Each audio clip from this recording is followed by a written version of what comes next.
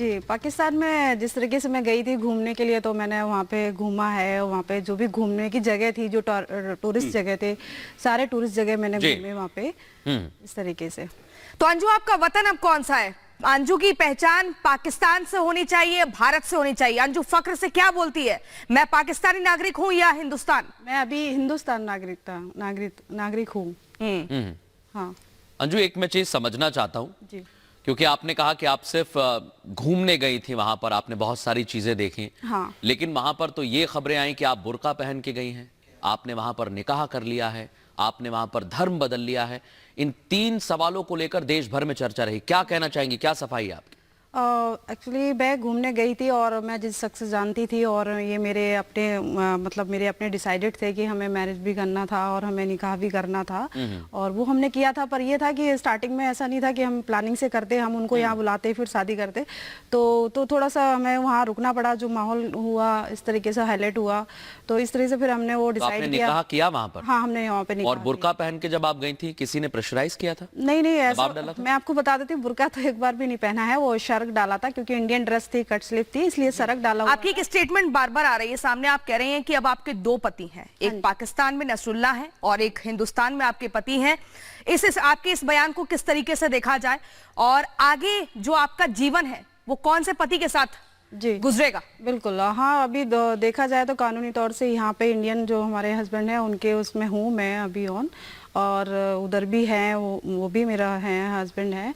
तो अभी मैंने जो अभी सोचा है कि मतलब जो भी यहाँ पे जो भी कानूनी कार्रवाई होगी वो करूँगी मैं, और जो बच्चों के लिए भी फिर उसके बाद आते हैं कि बच्चों के लिए जो बेटर होगा, तो वो सारी चीज़ें मैं करूँगी उनके बेस्ट फ्यूचर के लिए। अंजू, देखिए, सबसे पहले तो मेरे जहन में यही सवाल आया था कि मैं आपको अंजू बोलूं या फातिमा बोलूं, क्योंकि ये था कि आपने नाम बदल लिया है।